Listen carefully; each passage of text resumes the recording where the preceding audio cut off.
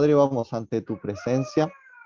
Agradecemos tener la posibilidad, agradecemos poder tener la instancia de tener este tiempo de meditación en tu palabra, este tiempo de comunión que hemos podido tener, de compartir nuestras peticiones, nuestras inquietudes, compartir también los agradecimientos, de reconocer que tú obras, que tú estás presente, de que tú te estás mostrando y nos estás evidenciando a cada momento que eres nuestro Padre, que nos amas, que cuidas de nuestras vidas, que suples nuestras necesidades.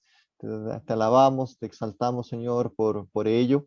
Y ahora queremos meditar en tu palabra, queremos ser edificados por ella, queremos escuchar tu voz, queremos ser enseñados, exhortados, Señor, animados al crecimiento, animados a la madurez, por medio, Señor, también de la guía de tu Espíritu Santo. Por eso pedimos que tú calles cada pensamiento, cada idea humana y todo lo que nosotros podamos recibir venga de tu mano, sea el alimento que realmente nutre, edifica, fortalece nuestras vidas y que podamos disfrutar de este tiempo de comunión. Agradecemos tu fidelidad, agradecemos tu amor y encomendamos todo en tus manos, orando en los méritos de Cristo, nuestro Señor y Salvador. Amén. Hoy día vamos a hablar, ¿no es cierto?, sobre la autoridad en la congregación, siguiendo, avanzando, ¿no es cierto?, en esta carta de Primera de Corintios, ¿no es cierto? Ya terminamos el capítulo 10, ¿no es cierto? Ya ahí la semana pasada terminamos el capítulo número 10 y comenzamos con el capítulo número 11. Y vamos a hablar justamente sobre esto, sobre la autoridad en la iglesia. Versículo 2, capítulo 11, versículo 2, dice: os alabo, hermanos, porque en todo os acordáis de mí y retenéis las instrucciones tal como os las entregué. En este texto, hermanos, hay algunos teólogos que, que ven cierto ironismo, a lo mejor, de parte del apóstol hacia la iglesia de Corinto. ¿Por qué? Porque él reconoce, ¿no es cierto?, o está planteando que la iglesia había retenido las instrucciones tal como le habían sido entregadas. Es importante entender y recordar, hermanos, que las instrucciones que el apóstol, las instrucciones que Pablo entregó a los cristianos de Corinto, a la iglesia de Corinto, no eran otra cosa, eran simplemente las enseñanzas y prácticas que los apóstoles recibieron de Jesús. Y cuando usamos esa palabra, simplemente a lo que nos queremos referir, no es que le estemos bajando, por decir de una manera, a lo mejor el perfil o el grado de importancia, sino que queremos decir que no hay cosas añadidas. Lo que el apóstol Pablo le entregó a la iglesia de Corinto es lo mismo que nosotros hemos recibido por medio de la palabra de Dios, y que es la enseñanza, la sana doctrina. No hay adiciones por parte de Pablo a lo que el Señor Jesús les enseñó, a lo que él y los apóstoles, ¿no es cierto?, habían recibido, y a lo que a cómo la iglesia estaba siendo edificada por medio de la obra del Espíritu Santo. Como dice acá, Pablo no estaba hablando de ceremonias y rituales, sino de enseñanza y doctrina básica. Entonces es importante entender esto, hermanos. Es decir, ¿dónde se ve como yo les decía, este cierto ironismo? Es que la verdad, hermanos, es que es el deber de la iglesia, y no solo de la iglesia de Corinto. No era solo el deber de la iglesia de Corinto en esa época, sino que es nuestro deber retener las instrucciones tal como nos han sido entregadas.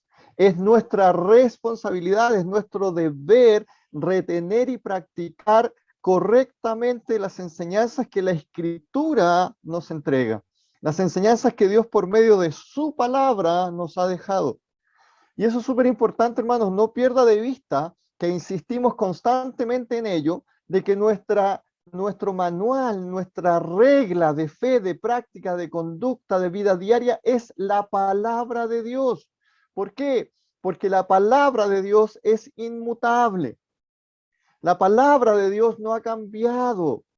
Los pensamientos humanos han ido cambiando, las intenciones humanas van cambiando, las emociones en el ser humano van cambiando, ¿no es cierto? Y lo que hoy un día es bueno, al otro día es malo, y al otro día vuelve a ser bueno, y viceversa. Entonces, la palabra de Dios es confiable, como dice, ¿no es cierto? Ahí en las cartas de Pedro, ¿no es cierto? Es una antorcha que alumbra en lugar oscuro, a la cual hacemos bien en estar atentos. ¿Ah? Entonces, es por eso se habla un poquito de que en este pasaje hay cierta ironía, porque una iglesia con conflictos, una iglesia con inmadurez, una iglesia con toda esta división interna que tenía la iglesia de Corinto, por lo que hemos podido ver, ¿no es cierto?, durante el desarrollo y el estudio de esta carta, la verdad es que no había retenido de manera correcta las enseñanzas. Pero Pablo les quiere hacer, Dios en realidad por medio de Pablo les quiere hacer notar de que lo que ellos debían hacer era someterse a las instrucciones establecidas por Dios. No es doctrina de Pablo, no es doctrina de un apóstol, es las instrucciones de nuestro Señor, las instrucciones de nuestro Dios. Mira, acompáñenme aquí a la carta de Segunda de Tesalonicenses, capítulo 2, la carta de Segunda de Tesalonicenses, capítulo 2 y versículo 15. Segunda de Tesalonicenses 2, 15. Dice, así que, hermanos, estad firmes y retened la doctrina que habéis aprendido, sea por palabra o por carta nuestra.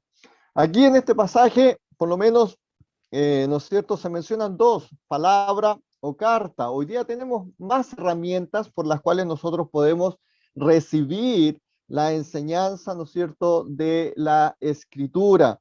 Y justamente, hermanos, hay un término que muchas veces se ocupa y a lo mejor no siempre entendemos a qué se refiere, ¿no es cierto? Muchas veces cuando se habla y se presenta el tema de hablar o de sana doctrina, siempre se está apuntando, siempre se está dirigiendo, siempre se está haciendo referencia a una enseñanza acorde a los principios bíblicos, acorde al texto bíblico, acorde a lo que Dios ha dejado en su palabra.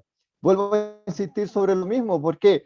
Porque muchos incluso con buenas intenciones han tratado de ver en la escritura cosas que la escritura no dice, cosas que la escritura no dice, y en eso debemos ser muy cuidadosos y debemos ser muy celosos. Aquí en la misma carta de Segunda Tesalonicenses, pero el capítulo 3, versículo 6. Capítulo 3 y versículo 6. Pero os ordenamos, hermanos, en el nombre de nuestro Señor Jesucristo, que os apartéis de todo hermano que ande desordenadamente y no según la enseñanza que recibisteis de nosotros.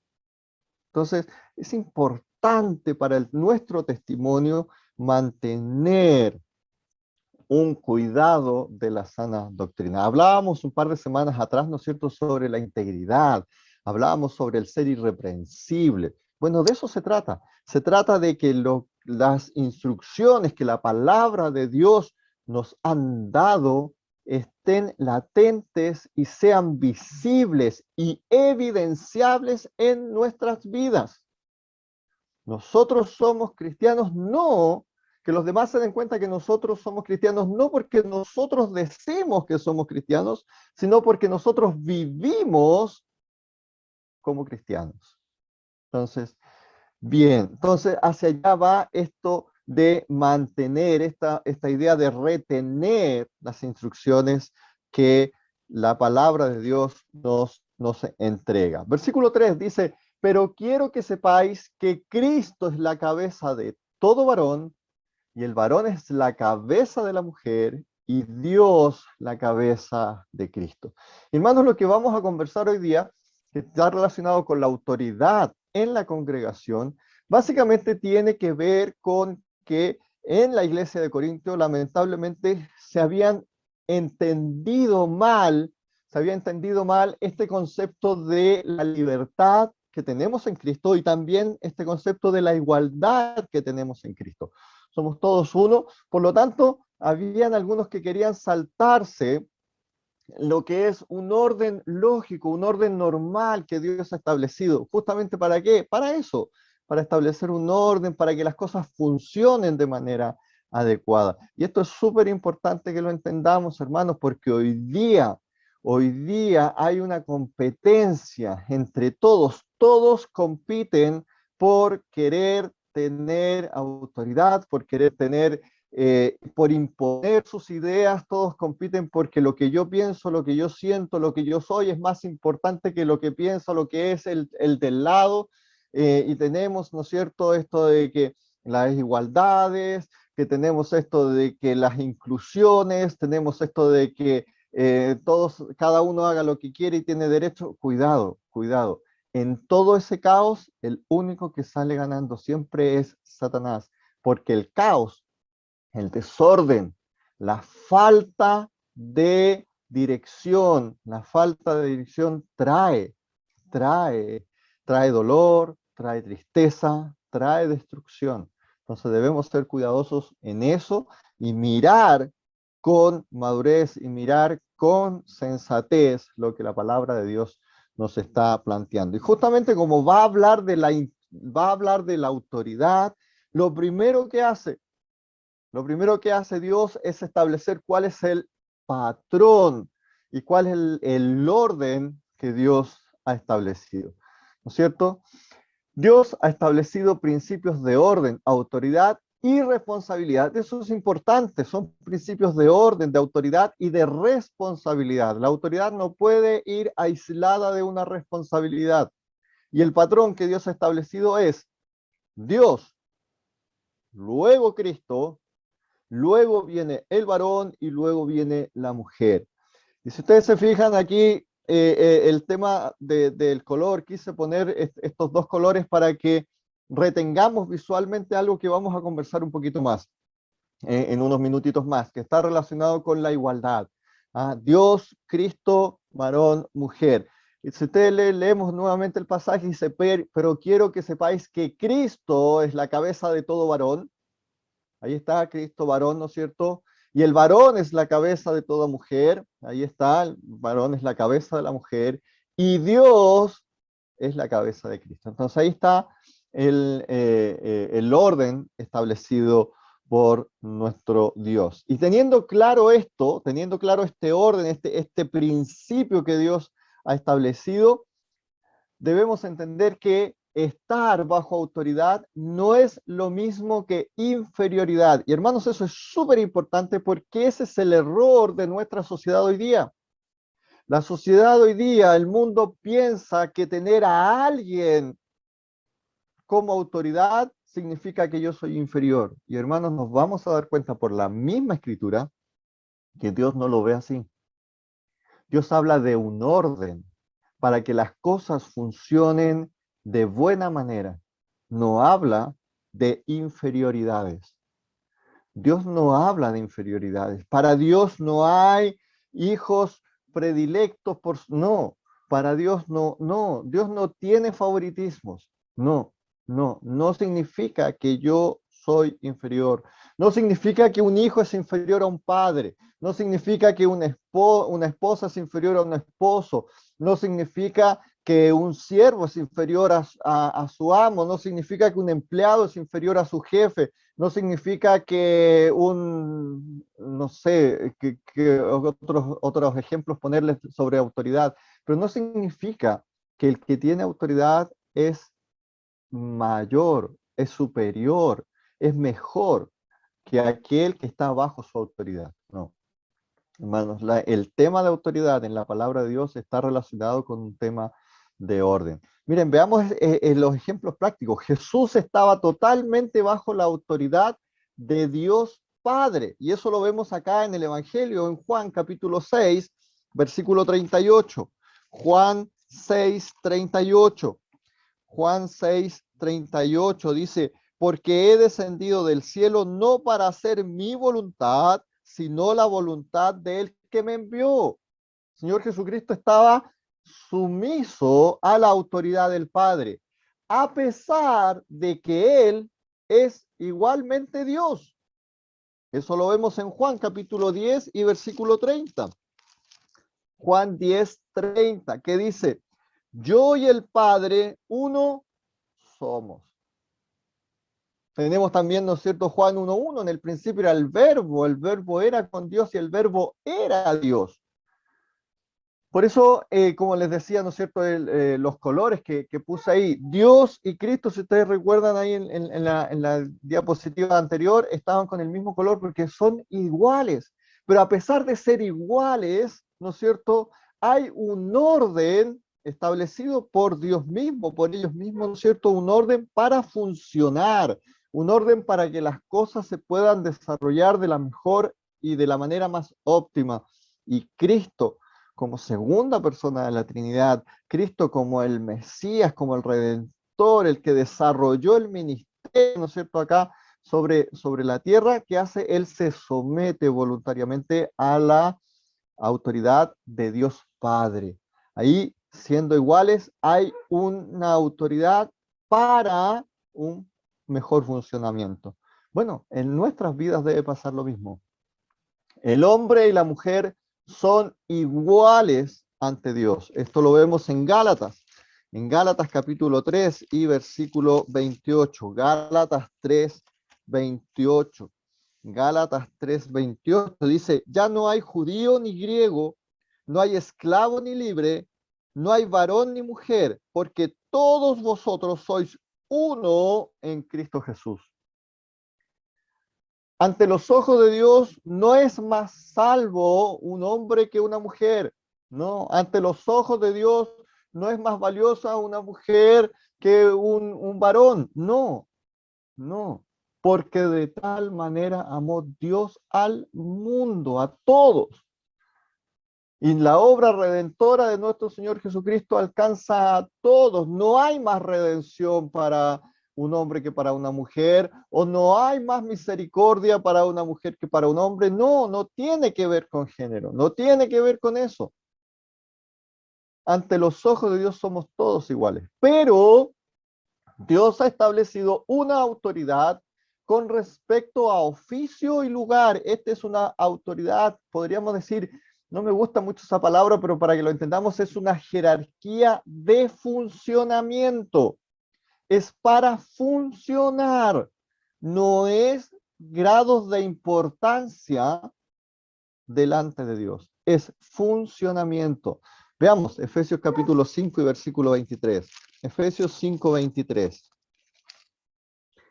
Efesios 5, 23. Porque el marido es cabeza de la mujer, así como Cristo es cabeza de la iglesia, la cual es su cuerpo y él es su salvador. Ahí Dios establece una autoridad, Dios establece un orden, que dice Primera de Pedro, capítulo 3 y versículo 1. Primera de Pedro, capítulo 3 y versículo 1. Primera de Pedro, capítulo 3 y versículo 1. Dice, asimismo vosotras, mujeres, estad sujetas a vuestros maridos, para que también los que no creen a la palabra sean ganados sin palabra por la conducta de sus esposas. Nuevamente, muestra un orden, y es más, este pasaje da a alguno, ¿no es cierto? Menciona por lo menos uno de los posibles beneficios que esto puede tener. ¿Y cuál es? El testimonio puede dar, puede influenciar, ¿no es cierto?, para la salvación de los incrédulos. Entonces, es importante, hermanos, que entendamos esto. No estamos hablando de inferioridad, estamos hablando de un orden establecido por Dios. Un orden establecido por Dios para un óptimo funcionamiento, para un mejor desarrollo de la vida de las familias, de la vida de la iglesia, de la vida de sus hijos, de la vida de nuestra vida. Sigamos avanzando, versículos 4 al 6, versículos 4 al 6. Dice, todo varón que ora o profetiza con la cabeza cubierta, afrenta su cabeza. Pero toda mujer que ora o profetiza con la cabeza descubierta, afrenta su cabeza. Porque lo mismo es que si se hubiese rapado, en el caso de la mujer, ¿no es cierto? Si está con su cabeza descubierta, es como que si se hubiera rapado. Porque si la mujer no se cubre, que se corte también el cabello. Y si le es vergonzoso a la mujer cortarse el cabello o raparse, que se cubra. Una aplicación práctica de la autoridad en la congregación. Eso es lo que se está presentando ahora. Cubrir la cabeza era una señal de sujeción a una autoridad. Era una señal de sujeción. Cuando los hombres se cubrían la cabeza, aquí está, cuando un hombre cubría su cabeza, estaba reflejando que él no es autoridad, sino que está sujeto a otro, que sobre él hay alguien. Había otra persona, había otro hombre, a lo mejor que él era siervo de alguien. Por eso la importancia de mostrar con gestos, con actitudes, ¿no es cierto?, que el orden que Dios ha establecido. Cuando una mujer casada no se cubría su cabeza, estaba reflejando que no estaba sujeta a la autoridad de su esposo. ¿Qué pasaba, hermanos? Por los antecedentes que manejamos históricamente, ¿no es cierto? Por los antecedentes históricos se sabe que en la iglesia de Corintios, así como ya lo hemos visto en distintas circunstancias, distintos aspectos que hemos desarrollado durante este estudio, ¿no es cierto? Otro aspecto era que muchas hermanas habían malentendido este concepto de que somos iguales ante los ojos de Dios y estaban rebelándose o estaban desechando, ¿no es cierto?, el funcionamiento de esta, entre comillas, autoridad que Dios ha puesto, que es el varón como cabeza de la mujer, y lo que estaban haciendo con su testimonio, estaban menospreciando muchas de ellas a sus maridos, estaban menoscabando, ¿no es cierto?, a sus esposos, incluso desechando algunas de ellas la autoridad espiritual de los esposos. ¿Y eso qué trae? ¿Cuál es el problema que eso trae? Eso trae que el testimonio de la iglesia y el testimonio de los creyentes y finalmente el nombre de Dios es ofendido, es pisoteado y es blasfemado. Entonces, el tema de acá, hermanos, debemos entenderlo. El tema, la orientación, el propósito de este pasaje no se trata de humillar a la mujer para decirle, no, tú tienes que someterse, tú estás en autoridad. Se trata de entender de que debemos hacer las cosas de acuerdo a lo que Dios ha establecido, porque a través de eso también nosotros entregamos un buen testimonio y a través de eso nosotros podemos ser luz a quienes están a nuestro alrededor. Hermanos, qué importante es el testimonio que nosotros entregamos como creyentes. Y eso es algo que debemos cuidar en cada faceta de nuestra vida. Conversábamos, ¿no es cierto?, un par de semanas atrás sobre la integridad. Hablábamos sobre la santidad. Hablábamos sobre el ser irreprensibles delante de Dios. Bueno, si somos irreprensibles delante de Dios, también lo seremos delante de los hombres.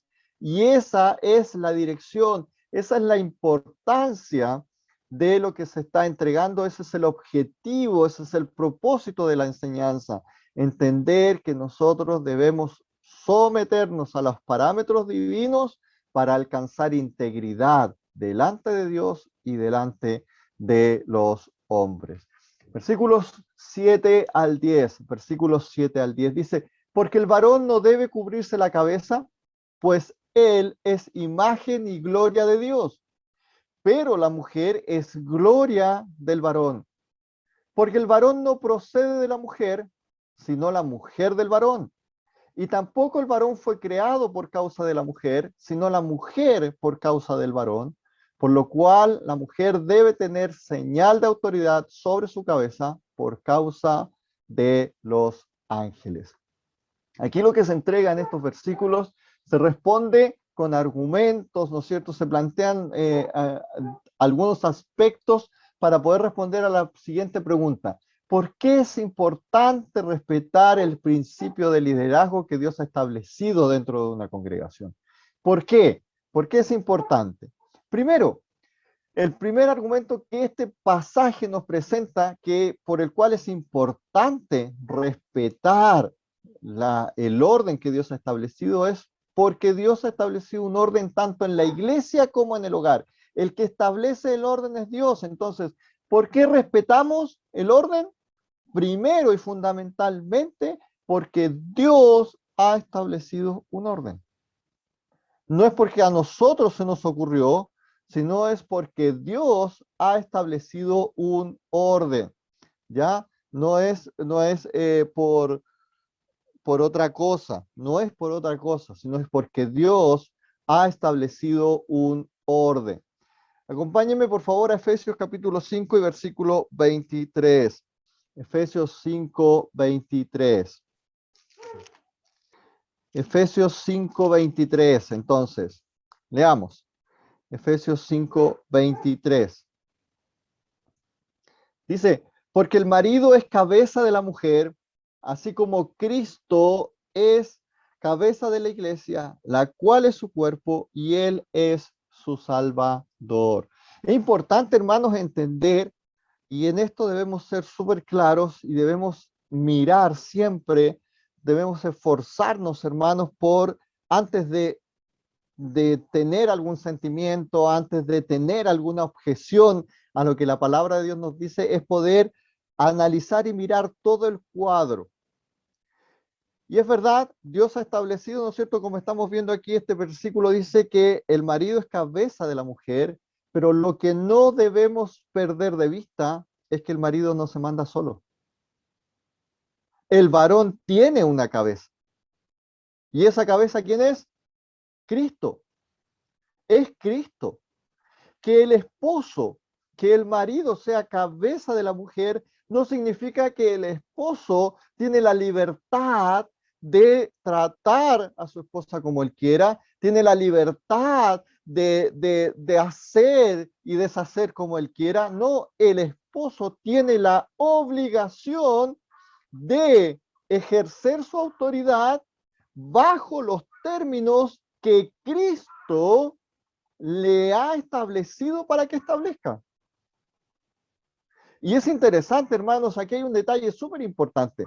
Hay un detalle súper importante, porque no sé si a usted le ha pasado, a mí sí me ha pasado, más de alguna vez me han criticado haciéndome el énfasis de que nosotros, los creyentes, los hijos de Dios, los que vamos a la iglesia, los que miramos la Biblia, ¿no es cierto? Somos anticuados, somos machistas, ¿no es cierto? El hombre es el que manda. Hermanos, ¿hasta dónde yo manejo información? ¿Hasta dónde yo manejo información? En el primer siglo, cuando la Biblia se escribió, cuando el Nuevo Testamento se escribió, el Nuevo Testamento es el único libro en el que se le pide al hombre que respete a su mujer. El Nuevo Testamento es el único libro donde se le pide al esposo que ame a su esposa, donde se le pide que la trate como a vaso más frágil. Es el único libro que establece que el hombre, aunque tenga autoridad, debe someter su autoridad a la autoridad de Cristo. No hay otros textos de la época. Entonces, a ver, ¿quién es el anticuado? Nosotros, hermanos, la palabra de Dios siempre le ha dado un valor importantísimo y vital dentro de la familia, dentro del ministerio, dentro de su obra, a las mujeres también, varones y mujeres por igual, porque todos valemos, somos todos importantes de la misma condición delante de Dios. Recuerden, no perdamos de vista, es un orden de funcionamiento, no de importancia, no de importancia. Después, este pasaje nos da una segunda razón, ¿no es cierto?, una segunda razón para entender por qué es importante el liderazgo. Segundo, el orden de la creación.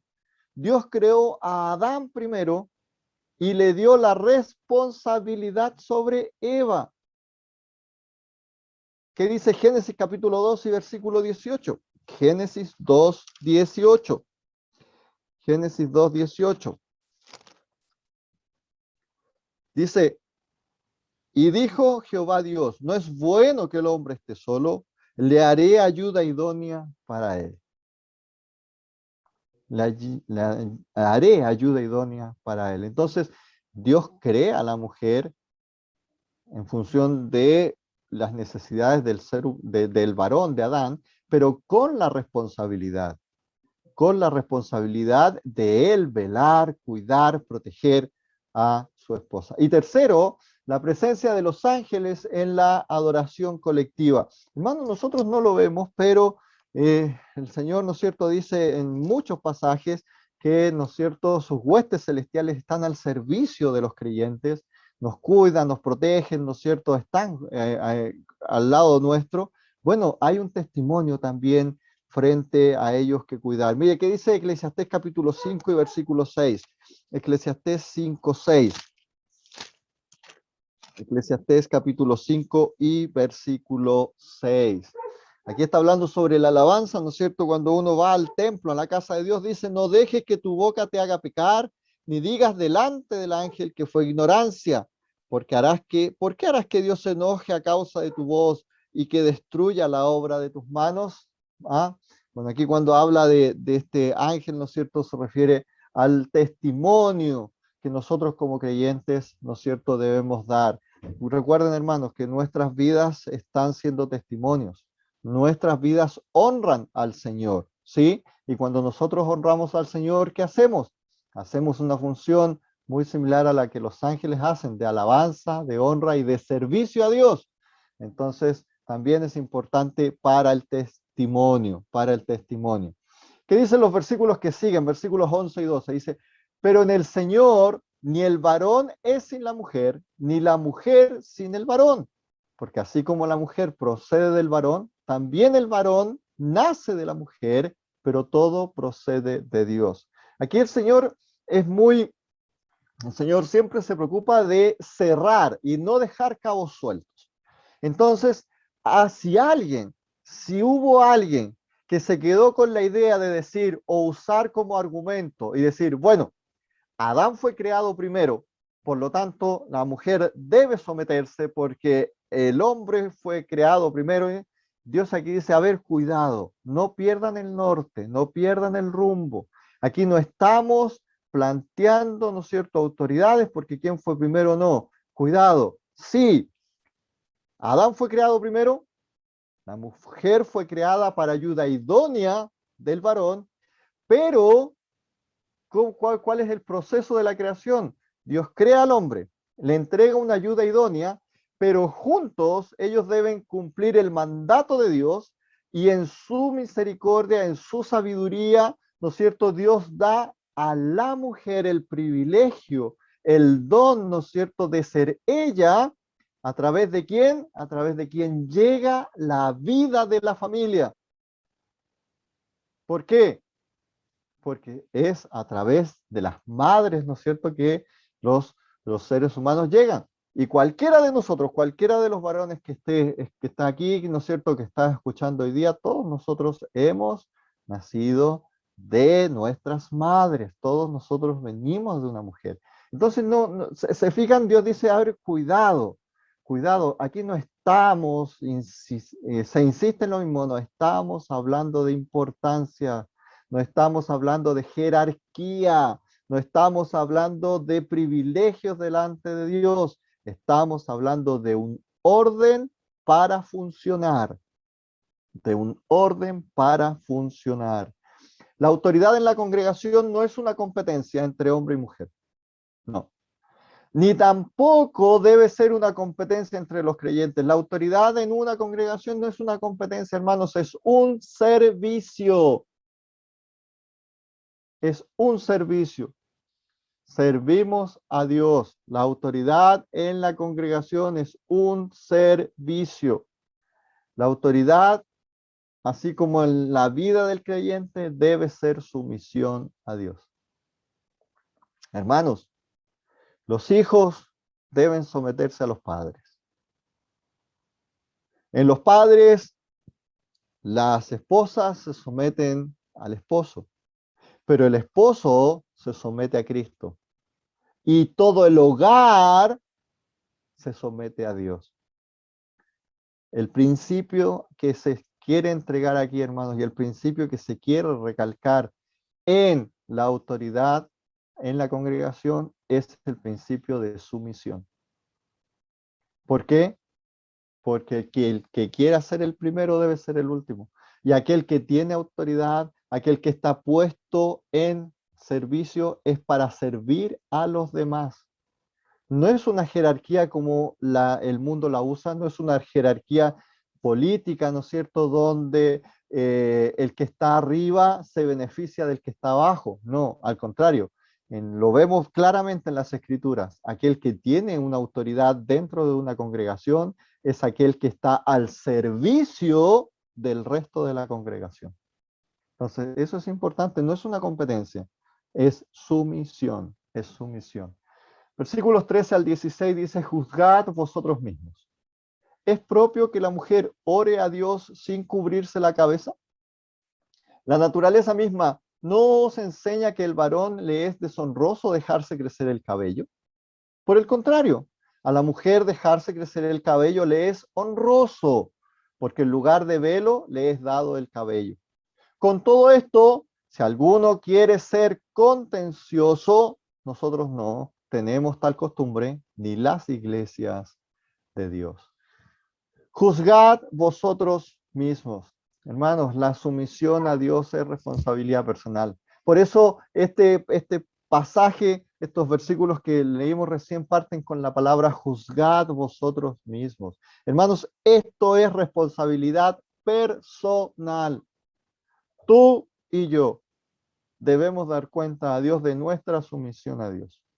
Tú y yo tenemos la responsabilidad de someternos a los principios bíblicos. Cada creyente debe tener la disposición a someterse a Dios. Hermanos, esto no se trata de agradarnos a nosotros mismos. Nos sometemos a Dios para agradarle a Él, no a nosotros. ¿Es común que algo o que alguna instrucción de Dios no nos agrade? Sí, hermanos, es común. ¿Y sabes por qué es común? Porque nosotros estamos contaminados con el pecado. Por lo tanto, toda instrucción que va en una dirección de santidad va a ser incómoda para nosotros. Pero debemos entender eso, debemos entender que cuando nosotros tenemos, en palabras sencillas, cuando nosotros tenemos una discrepancia con las instrucciones de Dios, no es porque Dios está haciendo un abuso de autoridad, no es porque Dios no nos entiende, no es porque Dios está equivocado, sino que es que yo, donde estoy contaminado con el pecado, donde tengo una naturaleza pecaminosa, no alcanzo a entender, no alcanzo a dimensionar, no alcanzo a visualizar todos los aspectos de la santidad, de la gloria, de la honra, de la magnificencia de Dios. Dios es soberano y es creador. Hay muchas cosas que yo desconozco y en su inmensa misericordia lo que nosotros debemos hacer es descansar en que si Él ha dado una instrucción es porque esa es la mejor instrucción para nuestras vidas. Hermanos, ¿cuántas veces Dios se ha equivocado? ¿Cuántas? Si Dios no se ha equivocado nunca, ¿por qué desconfiamos de sus instrucciones? ¿Por qué? Este texto menciona, ¿no es cierto?, ahí en el versículo 16 dice, si alguno quiere ser contencioso. ¿Qué es una persona contenciosa? Una persona contenciosa es aquella que por costumbre disputa o contradice todo lo que otros afirman. ¿Ha escuchado esas personas que siempre están en desacuerdo? Siempre un pero. Cuidado, hermanos. Cuidado de que nosotros no vamos a tomar esa actitud. Este pasaje dice, mira, hemos explicado, hemos dado argumentos sencillos, hemos dado ejemplos de cómo se debe proceder en la congregación, ejemplos de autoridad Y se usa el ejemplo sencillo de un velo al momento de la oración, solo para entender que no es necesario para entender de que no se está hablando de rituales, sino que se está hablando de la entrega de un testimonio a aquellos inconversos que miran la vida de los creyentes y la vida de la congregación. En algo tan sencillo, algo que nos duele, algo que no cuesta, en algo tan simple. Debemos someternos, debemos dejar que sea Dios el que dictamine, porque de esa manera también vamos a dejar que Dios lo haga en las cosas más complejas de la vida. Pero de esa manera, esto es algo simple, el sometimiento es a Dios, pero el pasaje dice, pero si todavía hay personas que no lo entienden, todavía hay personas que quieren ir en contra de Dios, si todavía hay aquellos que quieren ser contenciosos, entiendan, nosotros, dice el apóstol, no somos así. En las iglesias no se debe hacer así. Hermanos, no debemos ser contenciosos. No debemos disputar. No debemos contradecir. Y no se trata de no contradecir al pastor, no se trata de no contradecir al esposo, no se trata de no contradecir a los padres, no, se trata de no contradecir a Dios. Se trata de que nosotros nos sometemos por amor a Dios, de que nosotros entendemos que las instrucciones que Dios da son las mejores para nuestras vidas personales como también para nuestra vida como congregación. Por eso nos sometemos a lo que Él instruye. Finalmente, hermanos, solo para concluir y para meditar, ¿seré yo? Esta pregunta es para mí, es para ti en forma personal. ¿Seré o soy contencioso con Dios? ¿Discuto con Él cada instrucción que Él da? ¿Dejaré que Dios sea la autoridad en mi vida? Vuelvo a lo que les comentaba recién. ¿Cuántas veces se ha equivocado Dios?